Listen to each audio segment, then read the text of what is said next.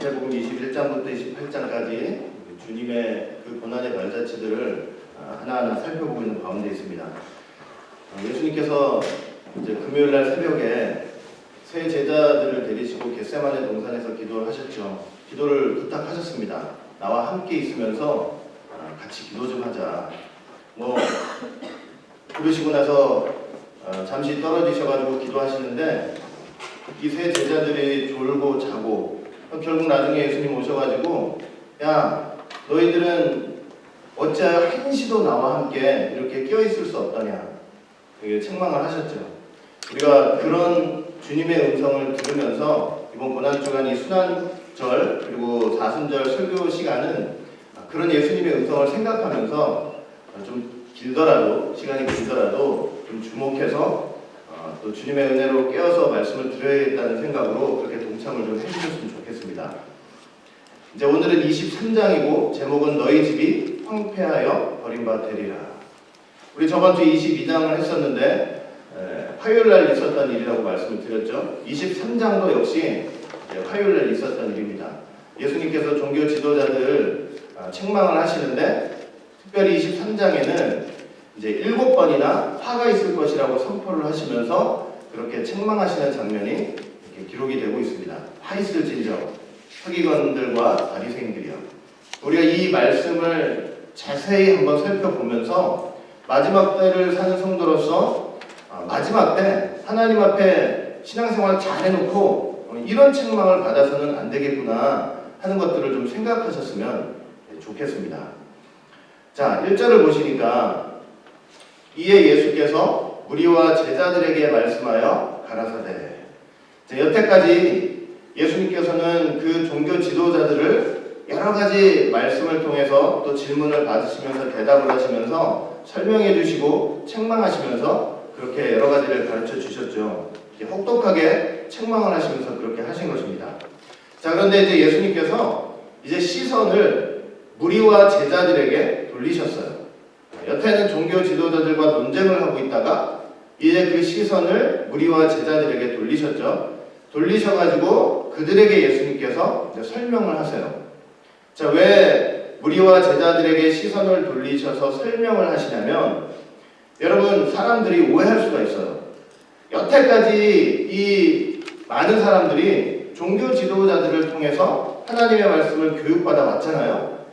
하나님 말씀으로 교육받으면서 신앙생활을 해온 거예요. 그런데 예수님께서 너무나 혹독하게 그들을 책망하시는 거예요.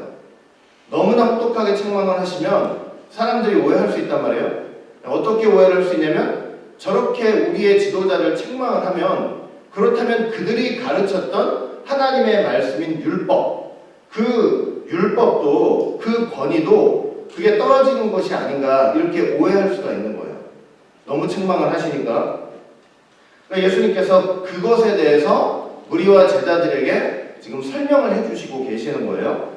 그러니까 어떻게 설명을 하셨냐면은 바리새인들, 서기관들, 종교 지도자들을 책망을 하시는데 예수님께서 그들이 정당하게 가르친 것, 율법대로 가르친 것에 대해서는 그것이 잘못되었다고 책망을 하신 게 아니라는 거예요. 그들이 가르친 율법 하나님의 말씀은 잘못되지 않았다는 거예요. 그들을 책망했다고 해서 그 말씀과 율법의 권위가 떨어져서는 안 된다고 말씀을 하세요. 그러니까 예수님이 어떤 것을 책망을 하신 것이냐면 그들이 율법을 가르치기는 하는데 정당하게 가르칠 때도 있잖아요. 그렇게 정당하게 가르치는데 그 자기가 가르친 율법대로 행하지 않는 그런 모습을 책망을 하셨다고 설명을 해주시는 거예요.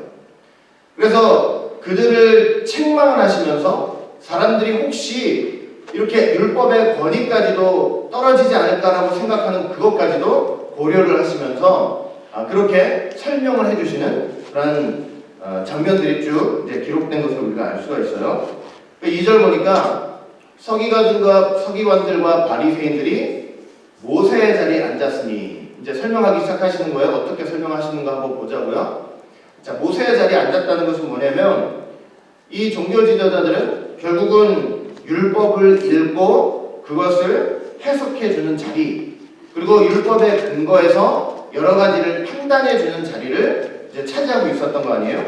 판결을 해주고. 그러니까 서기관 바리새인들은 그런 일들을 하면서 자신들이 모세의 법적인 승계자라고 그렇게 생각을 이제 하고 있었던 것이죠.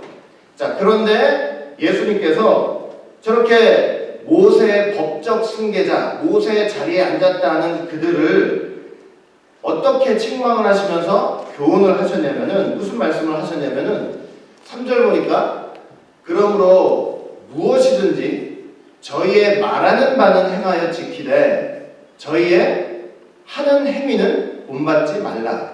저희는 말만 하고 행치 아니하여 라고 이제 말씀을 하셨어요. 자, 예수님께서는 제가 금방도 말씀드렸지만요, 그들이 율법을 가르치는데 정당하게 가르치는 한 그 율법의 교훈들을 부정한 것은 분명히 아니었습니다. 그래서 뭐라고 말씀하셨냐면 그들이 말하는 바는 행하고 지키라고 말씀을 하신 거예요.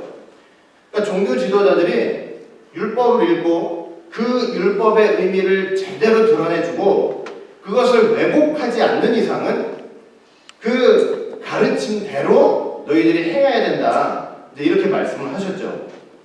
그러니까 예수님께서는 아무리 악한 자라고 해도 그 악한 자들로 인해서 율법이 멸시를 당하는, 하나님의 말씀이 멸시를 당하는 일은 없어야 된다고 지금 말씀을 하시고 계시는 거예요.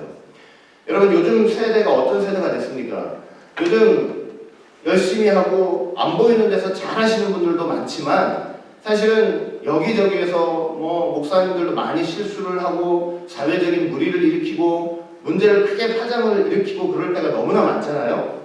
자, 그런데 그렇게 목사님들이 또 여러 그 교육자들이 관계된, 교계 관계된 자들이 그렇게 사회적으로 지탄을 받다 보니까, 자, 어떤 일이 자꾸 벌어지냐면 그런 순간에 사람들이 그들만 욕하는 것이 아니고 기독교에 대해서 욕을 하고 진리에 대해서 이렇게 비평하고 비난을 하는 그런 일들이 참으로 많아졌습니다.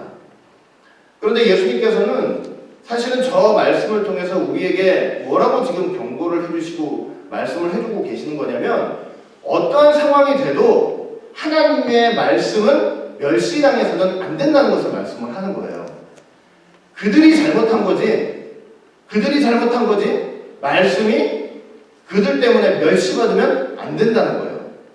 말씀만은 우리가 어떤 악한 자들이 어떤 일을 한다고 할지라도 말씀만큼은 우리 생각으로, 마음으로라도 저 사람이 잘못이라고 얘기를 할 수 있어도 말씀이 잘못됐고 그 다음에 말씀이 엉망이다 이렇게 얘기해서는 안 된다는 거예요.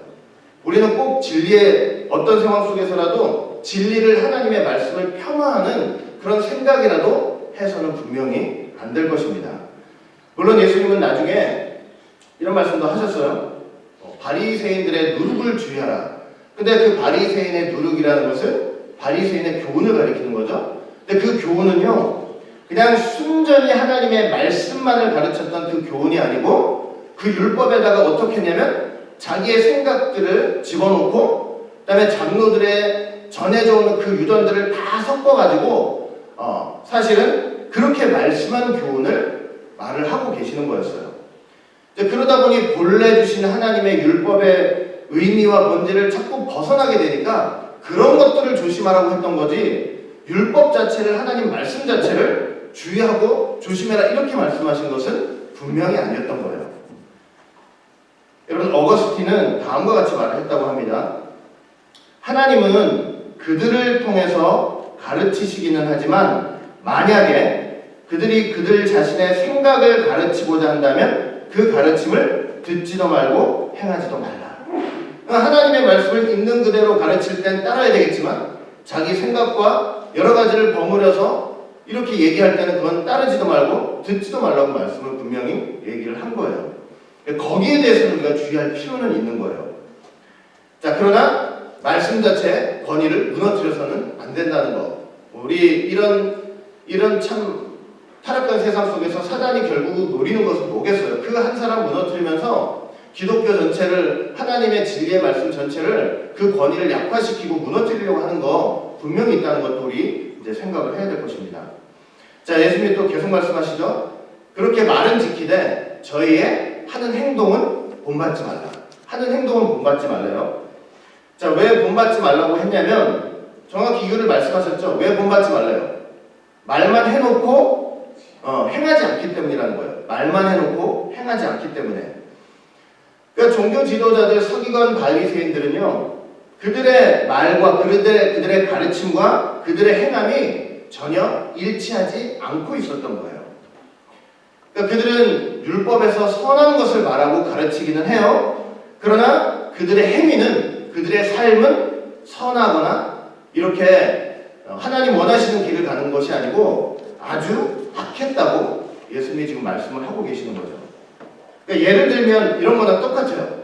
뭐냐면 음성은 야곱의 음성이나 손은 에서의 손인 거예요.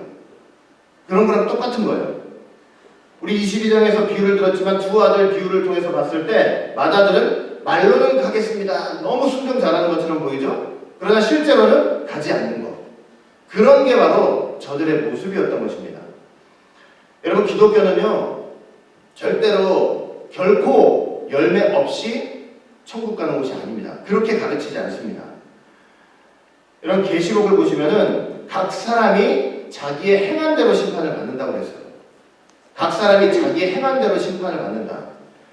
여러분, 이것은 어떤 행위가 그 사람이 구원을 받고 심판을 받는 기준이 된다는 말은 분명히 아닙니다. 우리가 너무나 잘 알다시피 구원을 받을 수 있는 유일한 길은 오직 예수 그리스도를 믿는 것밖에 없는 것이죠. 그러나 우리가 분명히 명심해야 될 것은 무엇이냐면 이 구원을 받는 믿음이라고 하는 것은 반드시 행함이 있는 믿음이라는 거예요. 행함이 있는 믿음이 되어야 해요. 야고보서 보면 영혼이 없는 몸이 죽은 것 같이 행함이 없는 믿음도 뭐래요? 죽은 거라고 분명히 말씀을 하고 있죠. 죽은 믿음을 가지고 어떻게 천국을 가냐고요. 마태복음 봐도 주여 주여 하는 자마다 다 천국 가는 것이 아니고 아버지의 뜻대로 행하는 자가 천국을 간대요. 그러니까 입으로 주여 한다고 가는 게 아니고 입으로 주여 했다면 아버지의 뜻대로 행하는 믿음의 삶이 있어야 된다는 거예요. 그럼 아버지의 뜻은 뭐예요? 아버지의 뜻은 하나님과 나만 알고 하나님과 그 아버지와 나만 아는 그런 뜻이에요? 남들은 모르는 그런 뜻을 말하는 거예요? 그게 아니죠. 아버지의 뜻은 다 어디에 기록이 되어 있냐면 창세기서부터 계시록까지, 창세기서부터 계시록까지 아버지의 뜻은 성경에 고스란히 기록되어 있어요. 여러분들이 믿음으로 성령께서 은혜를 주시고 믿음으로 보기만 하면 그 성경 속에 아버지의 뜻이, 우리를 향한 당신의 뜻이 고스란히 다 기록이 되어 있는 거예요. 그러니까 성경을 믿음으로 읽고 그걸 공부하면서 거기서 나타난 그 아버지의 뜻을 깨닫고 그 뜻대로 행하는 삶을 살면 되는 거예요.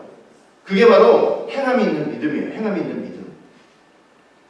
여러분, 우리의 행함, 이 행함의 열매라는 것은요, 행함의 열매라는 것은 분명히 뭐냐면 우리의 믿음이 있다는 증거가 된다는 거, 그것을 꼭 기억을 하시길 바라겠습니다. 예수님은 입으로 저렇게 하나님 하나님 하면서 율법의 선한 것을 가르치지만 그 율법대로 행하지 않는 서기관 바리새인들을 책망했다는 사실을 꼭 여러분들과 저는 기억을 해야 할 것입니다. 우리가 예수 믿는 사람들이라면 반드시 우리의 네 가지가 달라져야 돼요. 반드시 달라져야 돼요. 네 가지가 달라져야 돼요. 예수 믿어서 성령이 우리 마음속에서 일하신다고 할 때는요, 이게 안 나올 수가 없어요. 뭐냐면 뭐가 달라지게 되냐면 내 생각이 달라지게 돼 있고, 그 다음에 내 습관이 달라지게 돼 있고, 내 말이 달라지게 돼 있고, 내 삶이 달라지게 돼 있어요. 성령이 마음에서 일하는 사람은요, 이렇게 달라지지 않고는 그거는 성령이 일하신다고 얘기할 수가 없는 거예요. 예수 믿는다고 얘기할 수가 없어요.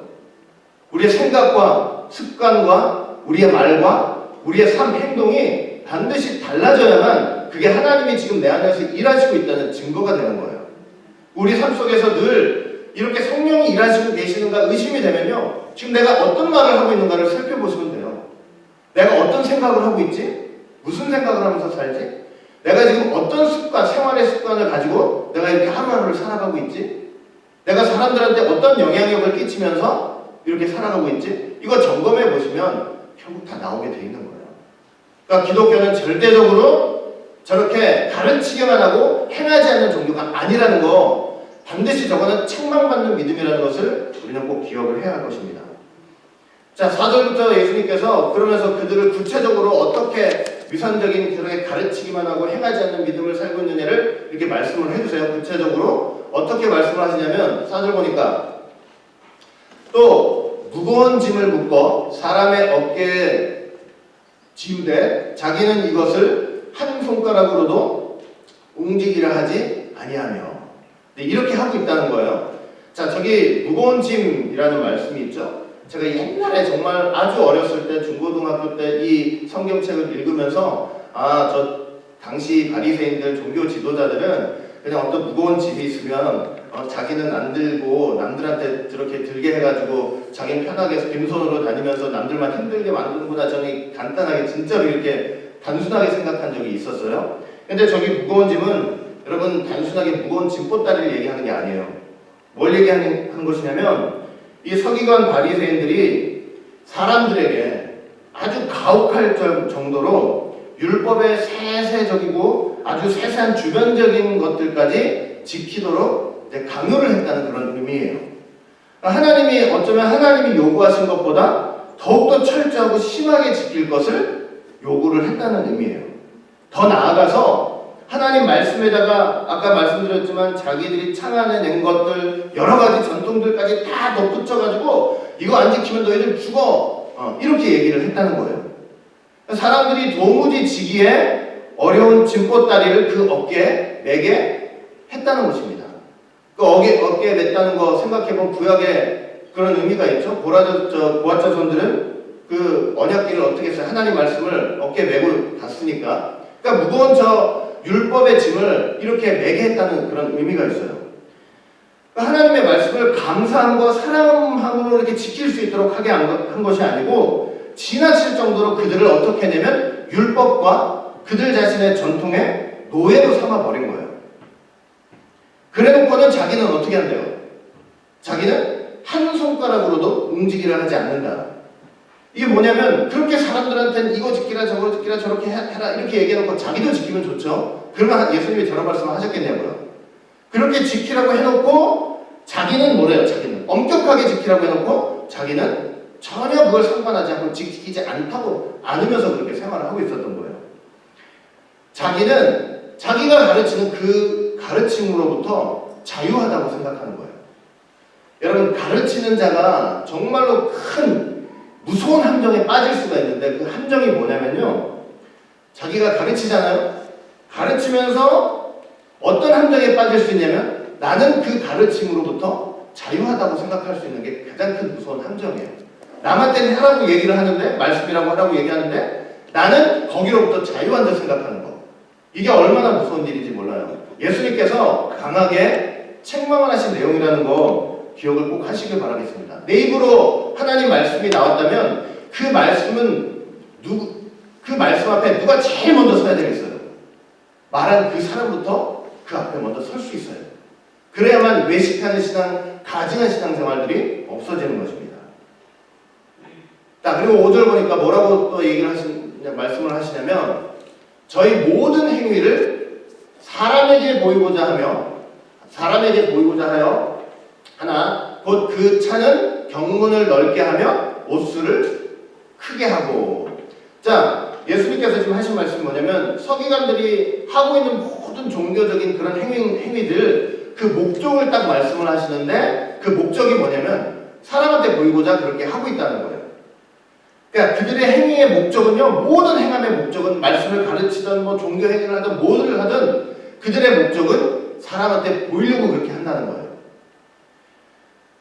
은밀히 보시는 하나님 앞에 사는 사람이 되는 것이 아니고 그저 단지 사람에게 보여주기 위해서 그런 신앙생활들을 하고 있다는 것입니다.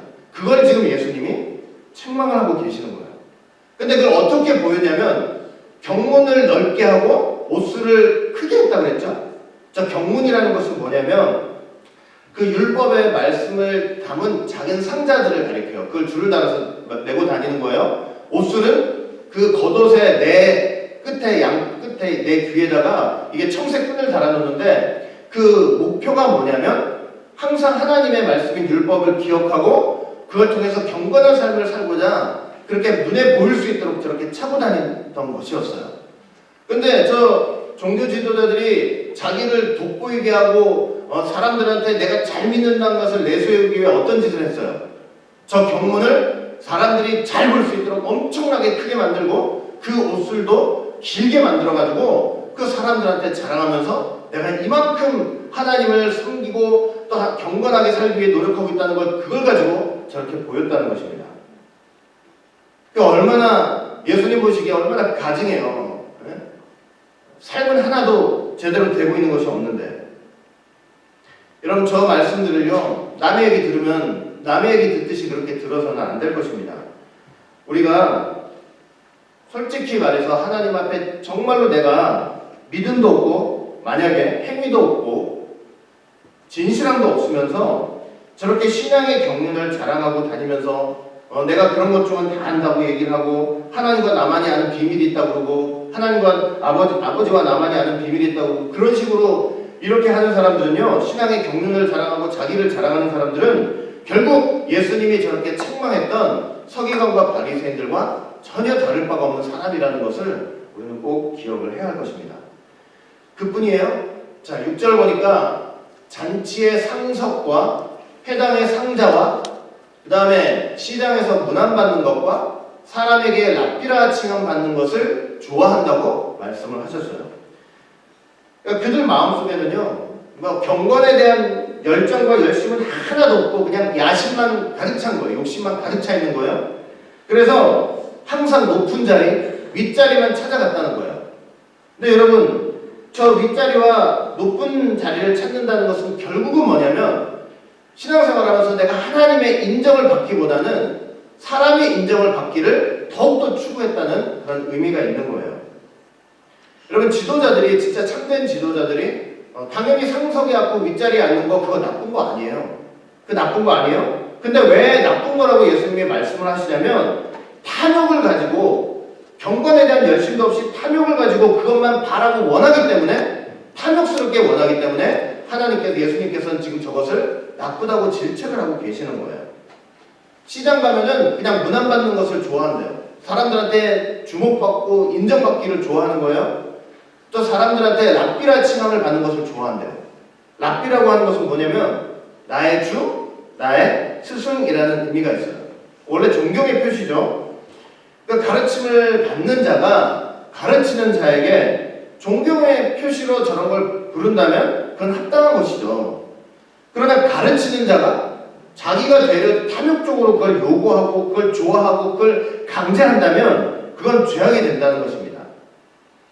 여러분 서기관 바리새인들은요 하나님의 말씀을 율법 그대로 가르치면서 그 가르치는 말씀 앞에 자기가 먼저 회개하고 그렇게 하기보다는 그저 종교적인 지위와 권위를 인정받기 원했고 어디 가면 사람들한테 주목받는 것만 원했다고 말씀을 하고 있는 거예요. 꼭 어디서 듣는 얘기 같죠? 옛날 얘기가 아닌 것 같죠? 그러면서 8절, 9절, 10절 보니까 그러나 너희는 랍비라 칭함을 받지 말라. 너희 선생은 하나요 너희는 다 형제니라. 9절 보니까 땅에 있는 자를 아비라 하지 말라. 너희 아버지는 하나이시니 곧 하늘에 계신 자시니라. 10절 보니까 또한 지도자라 칭함을 받지 말라. 너희 지도자는 하나이니 곧 그리스도시니라. 여러분 저 말씀을 읽으면서 여러분들이 오해하면 안 돼요. 어떤 걸 오해하면 안 되냐면 예수님께서 이 땅에서 자신의 사역자들이 뭐 선생이라는 칭호, 아버지라는 칭호, 지도자라는 칭호를 그렇게 사람들이 부르게 하는 것을 저건 금지시킨 얘기는 아니에요. 금지시켰다는 그런 의미가 아니에요. 지나친 공명심, 자기를 드러내려고 하는 공명심이나 사사로운 명예욕에만 근거하지 않으면 저런 명칭들은 성경에서 사실 아름답게 쓰일 수 있어요. 하나님의 사역자들한테. 실제로 사도 바울은 그 사역의 과정 속에서 복음의 아버지라고 칭함을 받았고 스승이라고 칭함을 받았고 그 다음에 교사로도 칭함을 받았어요. 자, 한번 들어보세요. 고린도전서 4장 15절 보니까 그리스도 안에서 1만 스승이 있으되 아비는 많지 아니하니 그리스도 예수 안에서 복음으로써 내가 너희를 낳았습니다. 사도 바울이 고린도 교인들한테 뭐라고 얘기했냐면 말씀으로 하나님의 복음으로 내가 너희를 낳았다. 내가 너희들의 복음의 아버지, 영적인 아버지다 이렇게 얘기를 한 거예요. 디모데후서 2장 7절 봐도 이를 위하여 내가 전파하는 자와 사도로 세움을 입은 것은 참말이요 거짓말이 아니니 믿음과 진리 안에서 내가 이방인의 스승이 되었다. 선생이라는 칭함도 받았죠. 디모데후서 1장 11절 말씀 봐도 내가 이 복음을 위하여 반포자와 사도와 교사로 세우심을 입었다. 그러니까 다 사도 바울은요 그런 칭호들을 다 받았어요. 자, 그런데 서기관들과 바리새인들은 그렇게 책망을 하셨는데 사도 바울이 이런 칭함을 가지고 있을 때는 왜 이게 참 대단하게 보이고 이렇게 귀한 칭호가 되는 것입니다. 왜 그렇게 되겠어요? 그건 다름이 아니고요. 사도 바울이 이렇게 지도자로서 하나님의 일꾼으로서 사역할 때 항상 어떤 생각이 있냐면 항상 이런 생각이 있었던 거예요. 아무리 대단한 지도자였지만 그 마음속에는 뭐가 있었냐면 오직 하나님만이 나의 참 아버지가 되시고 그리고 오직 그리스도만이 이 내가 가르치는 사람들의 참 선생이 되시고 참 지도자가 되신다는 거, 이 생각을 항상 가지고 있었던 거예요. 그리고 그에게 그 하나님께 쓰임받는 자신은 단지 그리스도의 뜻을 전하고 그의 하나님의 말씀을 가르치는 일꾼이라는 것을 항상 명심을 하고 있었던 거예요. 고린도전서 3장 4절 7절 보시면 이렇게 되어 있어요. 어떤 이는 말하되 나는 바울에게라 하고 또 다른 이는 나는 아볼로에게라 하니 너희가 사람이 아니요 그런즉 아볼로는 무엇이며 바울은 무엇이뇨 저희는 주께서 각각 주신 대로 너희로 하여금 믿게 한 사역자들이니라. 나는 심었고 아볼로는 물을 주었으되 오직 하나님은 자라나게 하셨나니 그런즉 심는 이나 물 주는 이는 아무것도 아니로되 오직 자라나게 하시는 이는 하나님 뿐이시니라. 그러니까 이런 생각을 항상 딱 마음의 중심에 품고 있으니까 아무리 칭찬을 듣고 대단한 지도자로 인정을 받는다고 해도 하나님 앞에 그렇게 책망을 받지 않는 저런 지도자와 아버지와 스승으로 일을 할 수가 있었던 거예요. 그러니까 우리가 이런 속에서 뭘 꼭 기억을 해야 되냐면 하나님이 우리에게 주시는 모든 그 직분의 권위는 나한테 있는 게 아니고 뭐예요? 아무리 내가 높게 올라가도 나한테 있는 게 아니고 하나님한테 있다는 거. 이걸 항상 명심해야 되고 내가 스스로를 랍비다, 아버지다, 지도자 하면서 절대적인 권력을 휘둘리려고 하는 것은 절대로 안 된다는 것. 그리고 자기의 공경심과 명예심 때문에 그걸 스스로 그 칭호를 차지하려고 하는 것도 안 된다는 것을 여러분들 꼭 기억을 해야 할 것입니다. 예수님이 뭐라고 하셨느냐? 11절 보니까 너희 중에 큰 자는 너희를 섬기는 자가 되어야 하리라. 12절 보니까 누구든지 자기를 높이는 자는 낮아지고 누구든지 자기를 낮추는 자는 높아지리라. 저게 바로 교회 직분자의 자세고 저게 성도의 자세고 저게 세상의 원리가 아닌 교회와 천국의 원리가 되어야 하는 거예요. 여러분 예수님은 뭐라고 선언하신 거냐면 이 교회 속에서 교회 생활 속에서 최고의 존귀라고 하는 것은 최고의 존귀는 다스리는 것이 아니고 섬기는 것이라고 선언을 하신 거예요. 그러면 교회에서 천국에서 제일 최고로 존귀함을 받고 싶으면 어떻게 해야 된다는 거예요? 다스리는 자가 아니라 섬기는 자가 되어야 된다고 말씀을 하고 계신 거예요. 우리는 이 교회 생활을 하면서 어떤 직분을 갖고 있든지 간에 하나님이 이 교회를 다스리고 우리는 그 다스림과 통치 안에서 서로 섬기는 자가 되어야 된다는 그런 의식들을 한순간도 잊어서는 안 될 것입니다. 성경 보면요 반드시 자기를 높이는 그 교만한 자는요 반드시 낮아지게 되어 있어요. 잠언서 29장 23절 볼 때 사람이 교만하면 낮아지게 되겠고 마음이 겸손하면 명예를 얻는다. 분명히 말씀을 하셨어요. 이 말씀 꼭 기억을 하시길 바라겠습니다. 예수님은 이처럼 말만 하고 행함이 없는 서기관 바리새인들을 책망하셨고 자기 입으로 선한 것을 말하는데 그것을 행하려는 의지도 없고 삶도 없는 그들을 분명히 책망하셨어요. 화가 있을 거라고 하면서 그저 자기의 신앙과 종교적인 지위만을 유지하고 자랑하려는 그들 또 사람들에게 예수 몇 년 믿었다 해가지고 랍비다, 아버지다, 스승이다 이런 칭호만 탐하고 절대적인 권력만을 누리려고 했던 그들, 분명히 예수님은 책망하셨다는 사실을 우리는 기억을 해야 합니다. 그러니까 우리가 이런 신앙생활 속에서 어떤 것을 조심해야 될지 분명히 여러분들이 꼭 주의를 하시길 바라겠습니다. 자, 그리고 예수님께서 이렇게 권력만 탐하고 명예만 탐하는 서기관 바리새인들한테 이제 7번이나 화가 있을 거라고 이제 저주를 하시는 거예요. 이제 책망하는 데서 끝나가지고 이제 저주를 막 퍼부으시는데 7번이나 하셨어요. 7번. 자, 그래서 첫 번째 이제 화를 선언을 하시는데 첫 번째 화가 뭐냐면, 자, 13절 보니까 화 있을진저 외식하는 서기관들과 바리새인들이여, 너희는 천국 문을 사람들 앞에서 닫고 너희도 들어가지 않고 들어가려 하는 자도 들어가지 못하게 하는도다 라고 하시면서 책망하셨죠. 저 화 있을진저가 헬라어로 우아이라는 단어죠. 저게 오 슬프다 하는 탄식어가 될 수도 있고, 그 다음에 저주가 있을지어다 라는 그런 의미가 있을 수도 있어요. 근데 저기서는 이제 저주가 있겠다는 거예요. 하나님께서 서기관 바리새인들한테 저주가 있겠다고 선언을 하신 거예요. 그러면서 그들에게 뭐라고 하셨냐면, 외식하는 서기관 바리새인이라고 그랬죠? 외식. 여러분, 외식하는 게 헬라어로 뭐예요? 보니까 히포크리테스죠. 제가 저거 한번 설명해 드린 적이 있었는데, 히포크리테스는 뭐냐면 위선자 또는 외식자, 또 문자적인 의미 보면은 무대에서 연극하는 사람, 이런 의미가 있다고 했어요. 그러니까 외식, 저기 화 있을진저 외식하는 자다 이렇게 했을 때 그 외식하는 자라는 의미는 결국은 뭐냐면 그들이 진실된 신앙이 아니라는 거예요. 진실된 신앙인이 아니라는 거예요. 성전이라는 무대에서 그 제사를 드리는 극본에 따라서 연극을 하고 있는 사람이라는 거예요. 저 얼마나 사실 무서운 일이에요. 여러분들, 저희가 이제 하나님 앞에 가서 이제 그 판단을 받아야 되는데, 하나님이 우리한테 만약에 너 외식하는 자야 그러면 어떻게 되는 거예요? 그거 얼마나 무서워. 나 수십 년 동안 예수 믿으면서 교회 다니면서 했는데 근데 외식하는 자야. 그러면 그 순간 어떻게 돼버리는 거예요? 지금까지 내 신앙생활이. 이 교회라는 무대에서 이 교회가 말하고 있는 그 절차, 그 연극 대본을 가지고 그냥 연극을 하고 있었던 것이었던 거예요. 그렇게밖에 판단을 받지 못하는 거예요. 얼마나 무서워요? 여러분, 그래서 우리가 신앙생활 하면서 정말로 말씀에 이렇게 집중하고, 그리고 그 말씀에 따라서 내가 진실된 회개를 하고, 어려움 속에서도 간절히 하나님을 찾고 의지하고 기도하고 이런 것이 없으면은 저게 외식하는 신앙이 될 수 있다는 것도 우리가 분명히 생각해야 돼요.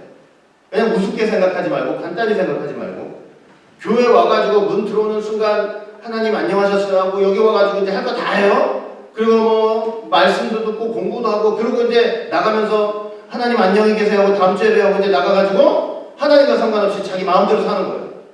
말씀도 기억하지도 못하고 말씀대로 어떻게든 내가 내 생각과, 아까도 말씀드렸죠, 습관과 말과 삶 어떤 거 하나라도 이렇게 달라질 그런 선한 의지도 없이 그냥 그렇게 살고, 어려움이 다가오면은 이 어려움이 사람의 문제 때문에 생긴 거지 이게 하나님 도와주신다고 되는 거냐고 이렇게 생각하고 그렇게 돼버리면요, 그 하나님하고 상관없게 돼버리는 거예요. 그게 나중에 어떻게 될 수 있냐면 외식하는 신앙이 될 수 있는 거예요.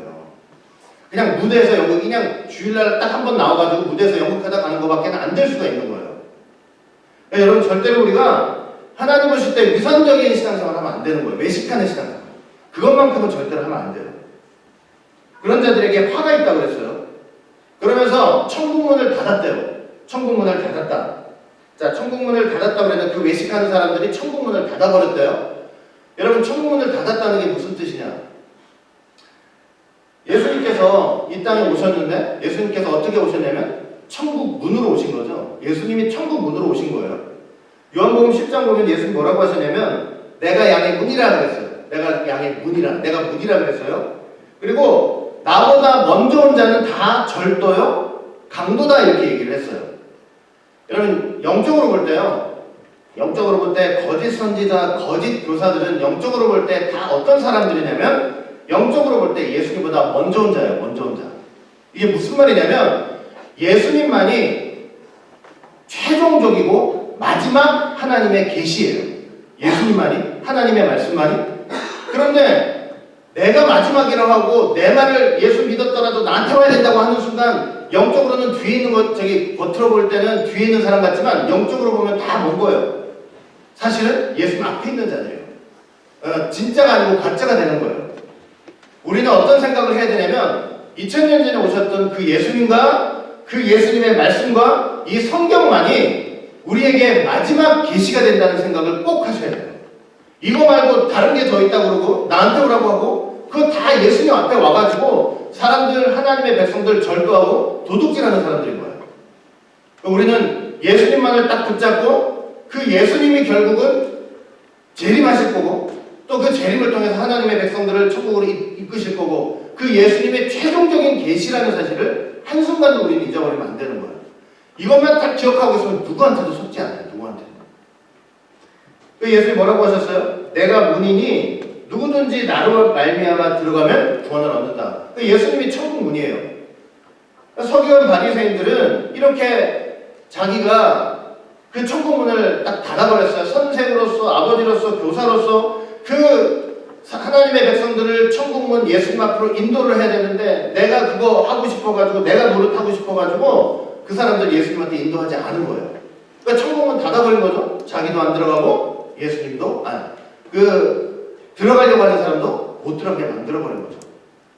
여러분 어떤 지도자라고 할지라도요. 누구라도 사람들을 예수님 앞으로 인도하지 않으면 다 가짜예요. 그 앞에서 천국문을 닫아버리는 사람이에요.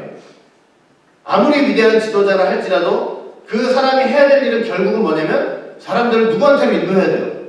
천국문 대신 예수님 앞으로 인도해야 된다는 사실을 여러분 꼭 기억을 하시길 바라겠습니다.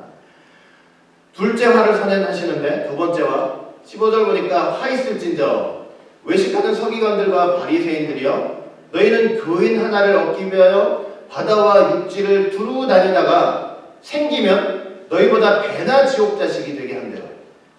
그러니까 이 서기관 바리새인들이 두루두루 다니면서 전도해가지고 사람들을 유대교로 개종을 시켜요. 그렇게 개종시킨 사람들을 예수님 말씀 앞으로 인도하는 게 아니고 더욱더 그들의 가르침과 잘못된 교훈과 행실을 가르쳐서 예수님 앞에 더욱더 지옥 자식을 만든다는 것입니다. 더욱더 완고한 사람들을 만든다고 지금 책망을 하고 계시는 거예요. 그 다음에 세 번째 화를 하셨죠. 선언하셨죠. 16절 보니까 화 있을진저 소경된 인도자여 너희가 말하되 누구든지 성전으로 맹세하면 아무 일 없거니와 성전의 금으로 맹세하면 지킬지라 하는도다. 17절 우매니요 소경들이여 어느 것이군요. 그 금이냐 그 금을 거룩하게 하는 성전이냐. 18절 너희가 또 이르되 누구든지 제단으로 맹세하면 아무 일도 없거니와 그 위에 있는 예물로 맹세하면 지킬지라 하는도다. 19절 소경들이여 어느 것이군요. 그 제물이냐 그 예물이냐 그 예물을 거룩하게 하는 제단이냐. 자 얼마나 참 엄청난 화를 선언하셨죠. 소경된 인도자라고 얘기를 하고 있어요. 소경된 인도자라는 거 진짜 눈이 완전히 막혔다는 거죠. 진리에 대해서 눈이 완전히 감겼다는 거예요. 그 소경된 지도자들이 그 백성들을 인도하니 소경을 인도하면 구덩이에 빠진 일밖에 더 있냐고요. 자, 저 말씀은 지금 예수님이 뭘 말씀하시고자 하는 거냐면 이 종교 지도자들 서기관 바리새인들이 자기 생각을 보태가지고 하나님 말씀을 변질시키는 거예요. 그 이유가 뭐냐면 그 목적이 뭐냐면 하나님보다 황금이나 물질에 더 큰 관심을 가지고 있었기 때문이에요. 그런 그들의 모습을 지금 신랄하게 보여주고 계시는 거예요. 우맹한 사람들이라고 그랬죠. 우맹이요. 저건 원어적으로 볼 때 이 지각이나 판단력이 되게 결여되고 흐려졌다는 것을 의미해요. 한번 생각해 보세요, 여러분. 어느 것이 크냐? 그 금이냐? 그 금을 거룩히 하게 하는 성전이냐? 어느 것이 크냐? 그 예물이냐? 예물을 거룩히 하게 하는 제단이냐? 여러분들한테 누가 이런 질문을 했다면 여러분들 뭐라고 대답을 하시겠어요? 당연히 너무나 자명한 대답이죠. 금이 중요한 게 아니고 그 금을 거룩하게 하는 성전이 중요한 거고 재물이 중요한 게 아니고 그 재물을 거룩하게 하는 제단이 중요한 거죠. 이게 건전한 신앙과 지각을 갖고 있는 사람이라면 저기 성전으로 제단 맹세하면 안 지켜도 되지만 그 성전의 금으로 맹세하면 지켜야 돼. 이런 소리 할 수가 없는 거예요. 얼마나 물질의 탐욕에 사로잡혔으면은 그 지각을, 신앙적인 지각을 다 잊어버리고 저런 소리를 해야 된다는 거예요. 저런 소리를. 여러분, 금이 중요해요? 성전이 중요해요? 성전이 당연히 중요하죠. 재물이 중요해요? 그 재물을 거룩하게 하는 제단이 중요한 거죠. 여러분, 우리가 하다못해 이 교회 여러분 오셔가지고 헌금 내시는데 그 귀한 돈 낸다고 하지만 맞아요. 그 귀한 돈 맞죠? 그렇지만 본질적으로 말하면 그 돈이 귀해서 귀한 게 아니고 그게 하나님께 바쳐지기 때문에 귀한 거예요. 그게 단 1불이 되어도. 제가 가끔 이제 우리 교회 시작할 때 얘기하는데 우리 진짜 조그만 데서 모여가지고 이제 첫 예배 드리는데 이제 우리 이제 여기 학생들 처음 와서 드렸었죠. 우리 어른들도 드렸지만은 그 드리면서 이제 그때가 생각이 나요. 헌금을 하는데 뭐 봉투도 없죠. 우리 봉투도 없어요. 그 저녁에 그 첫날 예배를 딱 드리고 이제 딱 집에 저하고 집사람하고 성사하고 딱 갔는데 이제 봉투도 없고 이거 헌금 바구니 같은 것도 없으니까 대충 해가지고 이렇게 가져온 거예요.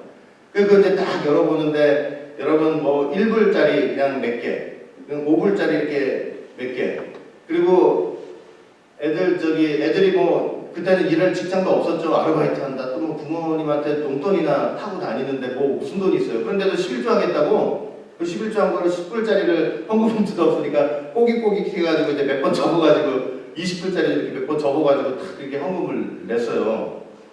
제가 그 교회 개척하기 첫날이죠. 첫날. 그거 첫 주에 돌아와가지고 성사함하고 같이 이렇게 헌금을 정리하는데 그 꾸깃꾸깃하게 한 거 이렇게 돈 하나하나 피면서요. 우리가 손잡고 울었어요. 둘이서.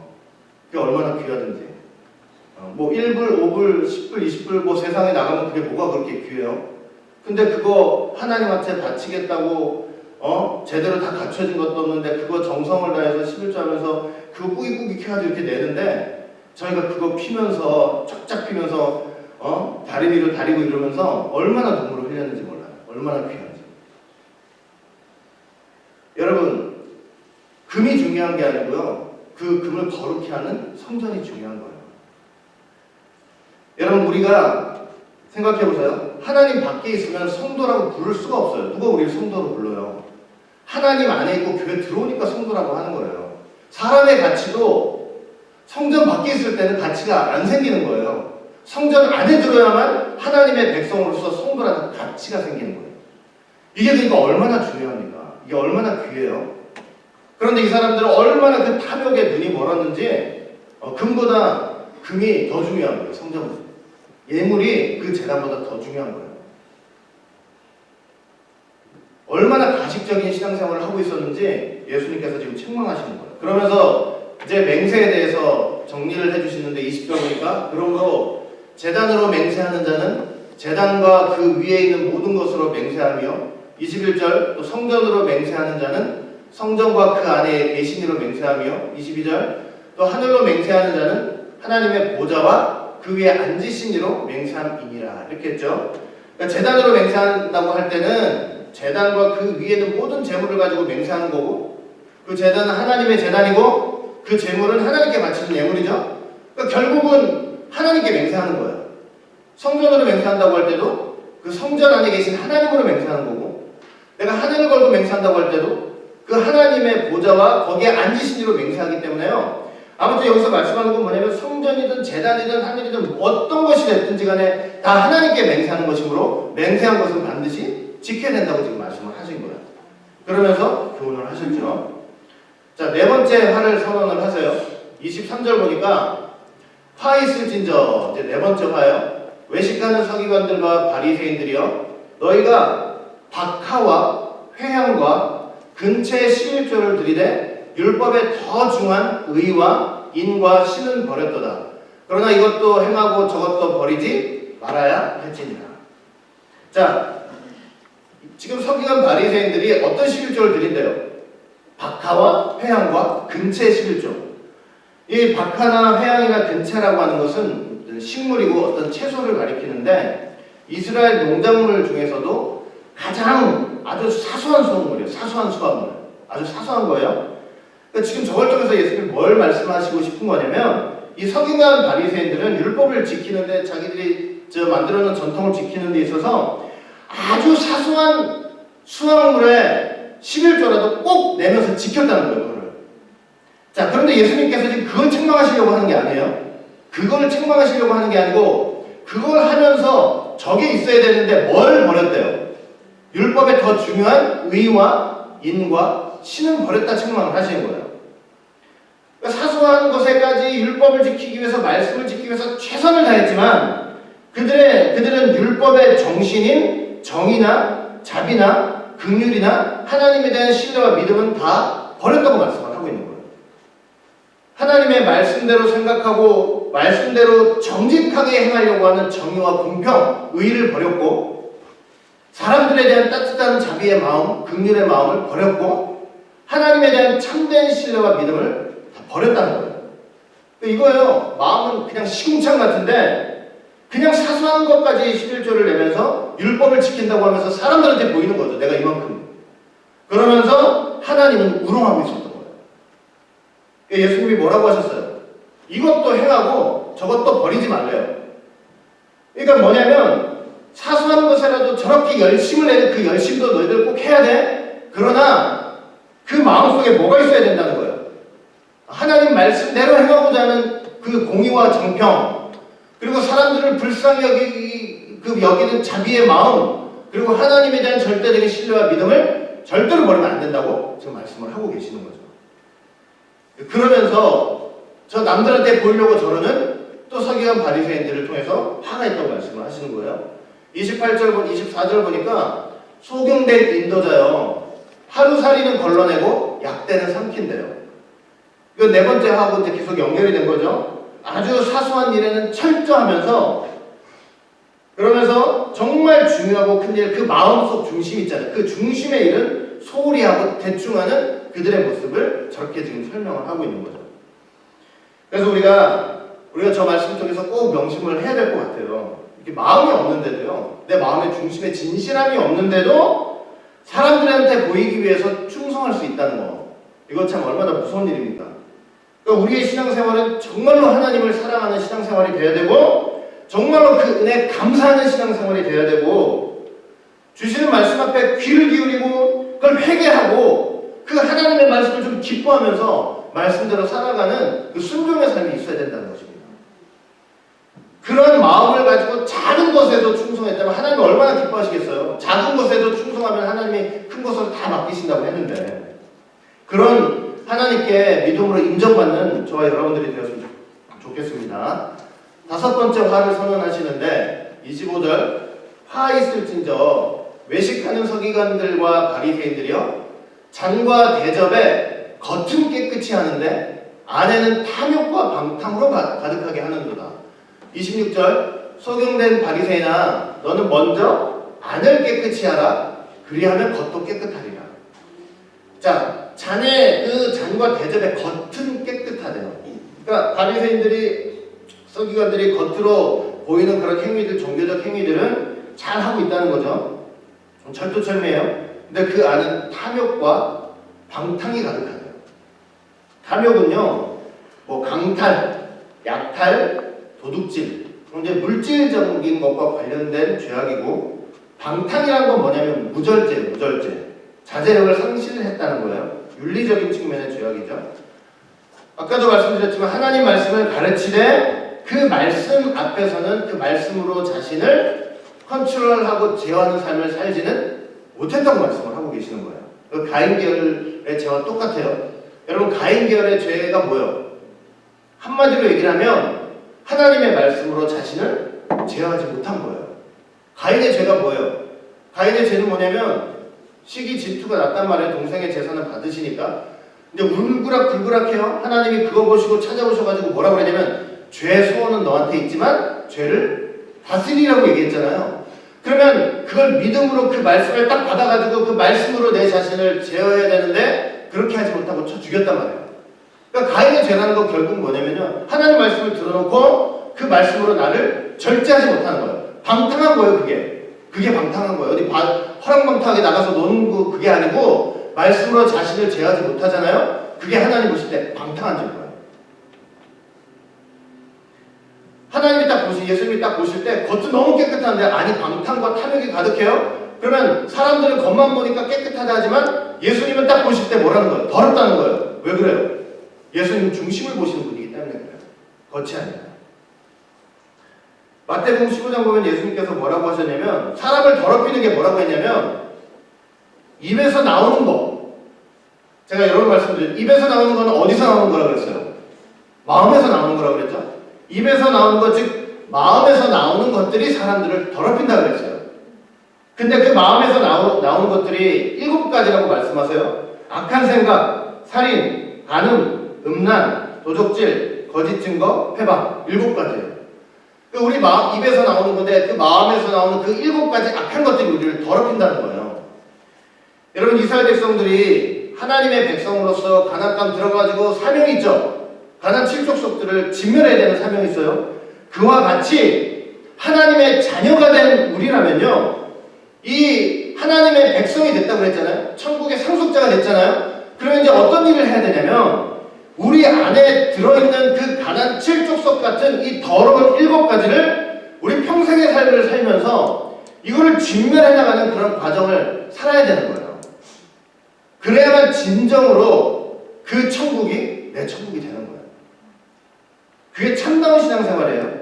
그래서 예수님이 뭐라고 하셨어요? 너 먼저 안을 깨끗이, 안을 깨끗이. 그러면 겉도 깨끗하게 될 거야. 이렇게 말씀을 하신 것입니다. 6번째 화를 선언을 하시는데 화 있을진저 27절이죠. 외식하는 서기관들과 바리새인들이여 회칠한 무덤 같으니 겉으로는 아름답게 보이나 그 안에는 죽은 사람의 뼈와 모든 더러운 것이 가득하도다. 28절 이와 같이 너희도 겉으로는 사람에게 옳게 보이되 안으로는 외식과 불법이 가득하도다. 이제 아까 5번째하고 되게 이제 연결이 되는 말씀이에요. 그래서 자, 회칠한 무덤이라고 그랬죠. 회칠한 무덤. 이제 횟가루로 이제 칠하는 거예요. 무덤을. 유대인들은 그 무덤을 잘 드러나 보이기 위해서, 왜 무덤 잘못해서 평토장한 무덤 같으면 밟을 수도 있으면은 이제 부정해지니까 그걸 잘 드러나게 하기 위해서 회칠을 해가지고 깨끗하게 만들어놔요. 저게 무덤이라는 것도 보여주고. 자, 그런데 이 서기관 바리새인들을 그렇게 회칠한 무덤 같다고 그랬어요. 회칠한 무덤. 겉으로는 아름답고 깨끗하고 정돈된 것처럼 보여요. 그러나 아무리 아름답고 깨끗하고 정돈이 돼 보여도 무덤 안에 결국 뭐가 있는 거예요? 죽은 사람의 뼈와 모든 더러운 것이 가득한 거잖아요. 그렇듯이 너희도 그렇다는 거예요. 너희도. 겉은 깨끗해 보이는데 아름답게 보이고 정리정돈 다 잘해 보이는데 안에는 외식과 불법이 가득하죠. 아까 외식은 뭐라 그랬어요? 외식하는 거, 이렇게 무대에서 연극하는 사람이라고 그랬죠? 아주 가증한 거. 불법은 뭐냐면 하나님 말씀이 없는 상태를 가리키는 거예요. 그래서 그런 신앙을 가득하다 이렇게 얘기해, 불법이 가득하다, 외식이 가득하다 하면서 지금 이제 화가 있을 거라고 분명히 말씀을 하고 계시는 거죠. 여러분, 지금은 우리가 이 땅에 있으면서요, 우리 마음에 더러운 것들을 내어놓고 회개하지 않고요, 그냥 회칠만 하면 사람들한테 깨끗하게 보이죠. 그러나 그 회칠한 무덤이 결국은 예수님 다시 오실 때 그 무덤이 열리는 때가 올 거예요. 그러면 그 속에 뭐가 있는지는 그때 다 드러나는 거예요. 회개를 해야죠. 그러니까 우리가 이렇게 살면서 정말 하나님의 백성으로 진정한 회개의 삶을 살아야 되는데, 그렇게 회개의 삶을 해가지고 지금 꺼내가지고 지금 해결을 보시라고, 지금 청소를 지금 하시라고. 그러면 저렇게 외식하는 신앙이라고, 저렇게 화가 있을 거라고 저주받지 않게 되는 거예요. 지금. 자, 마지막 7번째죠. 자, 7번째 보니까 29절 보니까 화 있을진저 외식하는 서기관들과 바리새인들이여 너희는 선지자들의 무덤을 쌓고 의인들의 비석을 꾸미며 가로되 30절 만일 우리가 조상 때 있었다면 우리는 저희가 선지자의 피를 흘리는데 참여하지 아니하였으리라 하나. 자, 보세요. 서기관 바리새인들한테 화 있을 거라고 얘기하면서 뭐라고 얘기했냐면, 자, 서기관 바리새인들이 무슨 일을 했어요? 보니까 선지자들의 무덤을 쌓고 의인들의 비석을 잘 꾸며놨다고 얘기를 하고 있죠. 저기 선지자들이나 의인들은 누굴 가리키냐면 구약 때 하나님께서 이제 보내신 하나님의 선지자들 의인들을 가리키는 거죠. 그런데 그들이 어떤 사람들이냐면 하나님의 말씀을 전하다가 백성들로부터 돌맞아 죽거나 핍박당해서 죽거나 그래가지고 피 흘린 순교자들이에요. 그런데 이 종교 지도자들이 서기관 바리새인들이 그 사람들의 무덤과 비석을 잘 꾸며놨다는 거예요. 잘 꾸며놨어요. 그렇게 꾸며놓은 이유는 뭐냐면 그들을 공경하고 있다는 마음을 사람들한테 보여주는 거예요. 그러니까 이 서기관 바리새인들은 어쨌든 신앙의 목적이 뭐예요? 남들한테 보여주는 거죠. 그렇게 자기들은 하나님이 보내셨던 그 선지자들 참된 의인들을 공경하고 우리는 높인다. 이런 걸 보여주는 거예요. 그걸 통해서 자신의 지위와 신앙과 믿음을 사람들한테 과시하고 이렇게 드높이려고 했던 거예요. 그러니까 저걸 통해서 우리가 알 수 있는 게 뭐예요? 여러분 아무리 하나님 앞에 불경건하고 세속적인 사람들이라고 해도 저렇게 이미 죽었던 의인들, 이미 간 의인들, 순교자들을 아주 쉽게 존귀하게 여길 수 있다는 거예요. 이게 무슨 말이냐면 왜 그러냐면 그들은 이미 죽었기 때문에 그러니까 죽었기 때문에 죄악 가운데 있는 나를 책망하거나 나를 성가시게도 하지 못하기 때문에 그렇게 존귀하게 여길 수 있다는 거예요. 여러분 한번 생각해 보세요. 저렇게 자기들이 저렇게 높이는 그 선지자들 의인들이 만약에 살아있었다고 한번 생각해 보세요. 살아있으면은 그 살아있는 음성으로 지금 예수님이 책망을 하시듯이 얼마나 자기들을 책망했겠어요. 그렇게 책망을 했다면 그들도 도무지 용납할 수가 없었을 거예요. 그러니까 선지자들과 의인들이 살아있을 때는 그냥 미워하고 귀찮아하고 네가 뭔데 그러냐고 하고 핍박하고 도전하고 개기고 같은 다 해놓고 이제 이미 죽은 사람들이니까 그냥 죽은 사람들이니까 그때서야 그들이 대단했다. 그들의 믿음을 이어가다. 그들이 내가 그들의 그 의인과 선지자들의 나의 참된 내가 계승되다. 이러고 있는 거예요. 이러고 앉아 있는 거예요. 이게 얼마나 한심하고 가증스럽습니까? 자신의 그 위치와 이 종교의 권위를 내세우기 위해서 이미 죽은 선지자들과 의인들을 그냥 이용해 먹고 있는 거예요. 그냥 살아 있었다면요. 그렇게 잘했겠어요? 그렇게 잘했겠냐고요. 똑같이 같이 돌 던지고 있었겠지. 그냥 개기고 반항하고 그래놓고 죽고 나니까 이제 나를 책망하지 않고 날 괴롭히지 않고 날 성가시게 하지 않으니까 그 위한다고 그러는 거예요. 얼마나 가증하고 못된 인간들이에요. 그렇게 그냥 그 무덤만 잘 꾸며놓고 그러고 앉아있는 거예요. 그러면서 하는 말이 뭐냐면 우리가 그 조상 때 있었으면 절대로 우리는 돌 던지지 않았을 거다. 참, 그쵸? 답답하죠. 예수님께서 뭐라고 그러셔요? 31절 보니까 그러면 너희가 선지자를 죽인 자의 자선됨을 스스로 증거한 것이 아니냐. 너희가 그렇게 말하는 거 보니까 너희들이 선지자와 의인을 죽였던 그 사람들의 자손인 것을 너희들 지금 스스로 인정하고 있는 거야. 응? 자기들의 조상이 선지자와 의인들을 죽이는 크나큰 죄악을 저질렀다는 것을 너희들이 인정하고 있는 거야. 이렇게 말씀을 하시는 거죠. 왜 이 말씀을 하셨냐면 이 말씀이 뭘 암시하냐면 결국 여러분 예나 지금이나 너 변함없이 너희는 선지자들이나 의인을 죽이는 악인들이야. 이 말을 지금 예수님이 하고 싶으신 거예요. 너희도 똑같이. 그러면서 32절 보니까 여러분 저게 얼마나 무서운 말씀인지 몰라요? 너희가 뭘 하래요?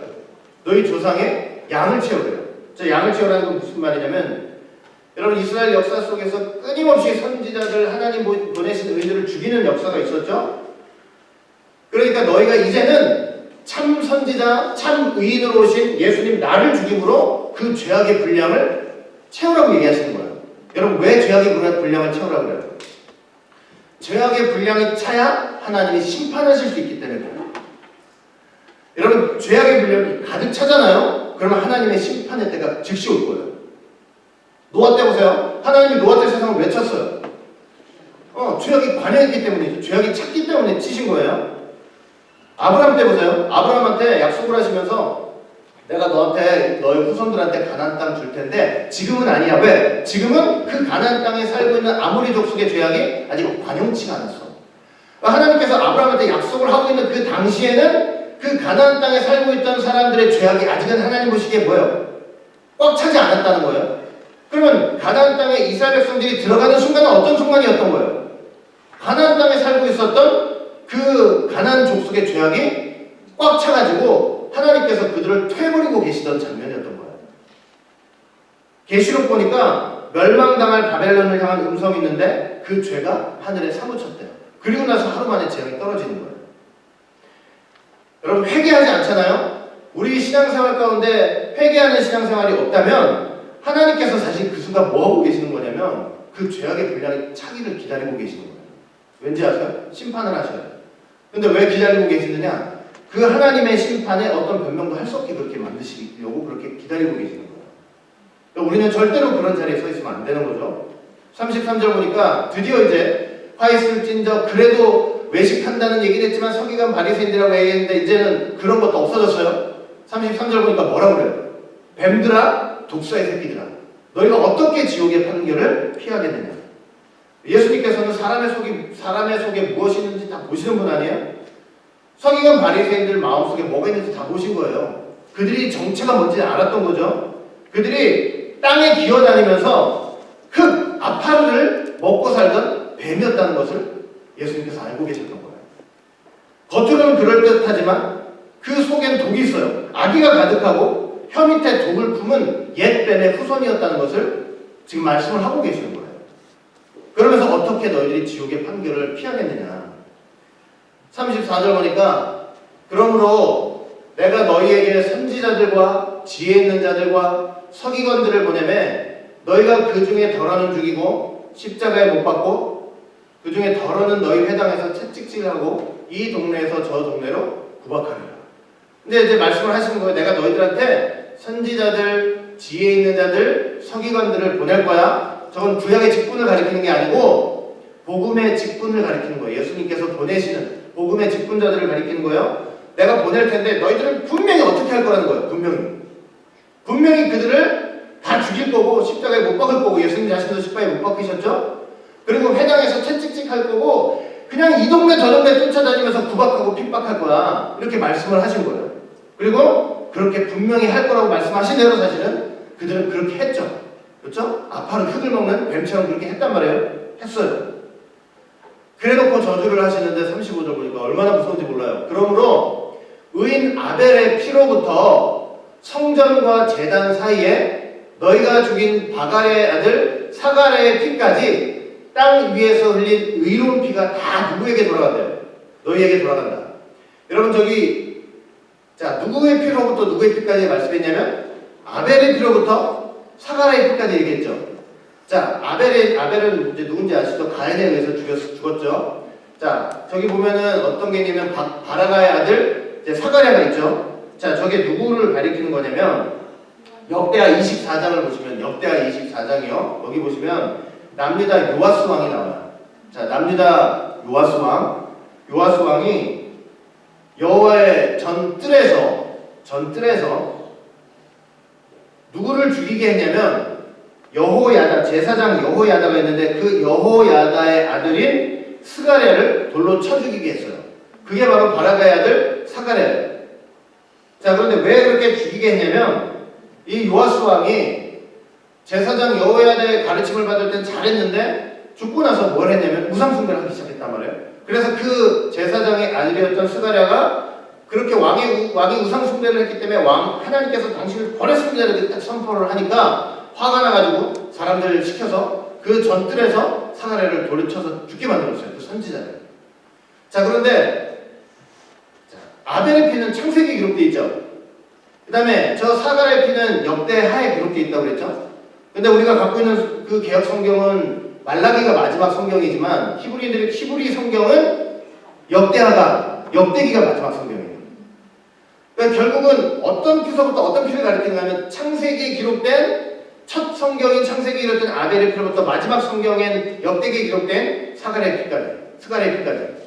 그러니까 이게 무슨 말이냐면 창세기로부터 예수님 오시기 전까지 그 하나님의 말씀 때문에 숭배한 모든 그 피가 의로운 피가 다 누구한테 갈 거래요?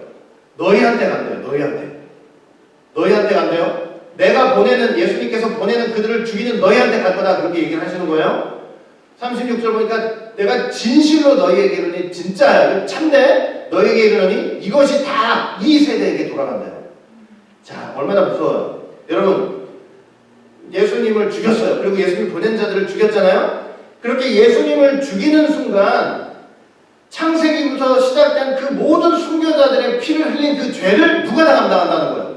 예수님을 죽인 그 세대가 다 감당을 한다는 거예요. 나는 그 세대 죽인 적이 없는데? 나는 옛날에 우리 조상들이 그 선지자 죽일 때 난 그 돌 던져서 같이 돌 던져서 죽인 적이 없는데요? 이게 아니에요. 예수님 죽이는 순간 그 죄까지 다 몽땅 받아가지고 이 세대가 저주를 받는, 그 피가 돌아간다고 말씀을 하시는 거예요. 왜요? 그 사람들, 그 선지자 의인들 다 모아다 간 거예요, 사실. 이 땅에 예수님 오실 거 증거하다 간 거 아니에요. 이가 하나님 예수님을 죽이는 순간요, 이 땅에 흘린 그 의로운 피의 죄값을 그렇게 예수님을 죽인 세대가 다 감당한다. 이렇게 말씀을 하시는 거예요. 그러니까 얼마나 무서워요. 예수님을 부인하고 그 예수님을 죽이고 말씀을 거부하는 그 죄가 얼마나 무섭냐고요. 그러면서 37절, 예루살렘아 예루살렘아 선지자들을 죽이고 내게 파송된 자들을 돌로 치는 자요. 참 아이러니 하잖아요. 하나님의 백성들인데, 예루살렘 평강의 성읍 아니에요. 평강의 기초. 하나님이 자기의 왕을 보내시기 위해서 만든 하나님의 나라인데 선지자들을 죽이고 네게 파송된 자를 돌로 치는 자라는 거예요. 암탉이 그 새끼를 날개 아래 모은과 같이 내가 너희의 자녀를 모으려 한 일이 몇 번이냐. 얼마나 많은 수단과 방법을 통해서 너희를 내가 모으려고 했느냐. 그러나 너희가 원치 않았다. 원치 않았다. 그러면서 결론이 38절, 너희가 보라, 너희 집이 황폐하여 버린 바 되리라. 저렇게 예수님 거부하고 예수님 죽인 그 가식적, 그 외식적인 신앙생활로 저렇게 예수님 죽인 너희 집이 이제는 다 황폐하여 버릴 것이라고 말씀을 하시는 거예요. 그러니까 우리가 23장을 통해서 쭉 예수님이 언급하시고 지적하셨던 그 죄 속에서 이제 그 죄의 결과가 뭐냐면 너희 집이 황폐하게 될 거야. 이거예요. 우리의 마지막이 저런 말씀이 되면 안 되는 거죠. 그러면서 39절, 내가 너희에게 이르노니 이제부터 너희는 찬송하리로다. 주의 이름으로 오시는 이여 할 때까지 나를 보지 못하리라. 예수님이 이제 다시 오실 것을 말씀하는 거예요. 영광과 많은 사람, 그 믿는 자들의 환영 속에서 다시 올 것을 얘기하시는데, 그러면서 뭐냐면 그때까지, 다시 그렇게 오실 때까지, 그때까지 너희는 내가 메시아인 것을 알지 못할 거야. 내게 관한 진리의 빛을 보지 못할 거야. 평화에 관한 일을 알지 못할 거야. 그리스도의 재림이 돼서야 그때 모든 것이 분명하게 드러날 때까지 너희들은 절대로 납득하지 못할 거야. 이게 얼마나 참 무서운 일이죠. 재림의 때가 되면요, 그때는 이미 너무 늦게 되는 것이고 무서운 마음으로 심판을 기다리는 것밖에는 하지 못할 거야. 이런 말씀인 거예요. 그러니까 예수님 앞에서 그 가증스러운 신앙생활로 내가 일부러 그 눈을 감아버리는 그런 사람들은요, 결국은 그렇게 눈 감은 채로 깨닫지 못한 채로 마지막 때를 맞이하게 된다는 것입니다. 우리는 주님 앞에, 그 말씀 앞에 절대로 우리의 눈을 일부러 감지 말고 완악한 신앙생활 하지 말고 겉과 속이 다른 외식하는 신앙을 거부하고 겸손하게 하나님 말씀으로 믿음으로 승리하는 여러분들이 되시길 바라겠습니다. 주님 다시 오시는 날 나를 보지 못하리라 하는 그런 지경으로 가는 게 아니고 저기 말씀하신 그대로 주의 이름으로 오시는 이여 하면서 찬송하고 찬양하면서 나의 왕으로 모시는 그런 참된 깨어있는 깨닫는 믿음의 성도들이 되시기를 주의 이름으로 축원하겠습니다. 다 같이 기도합니다.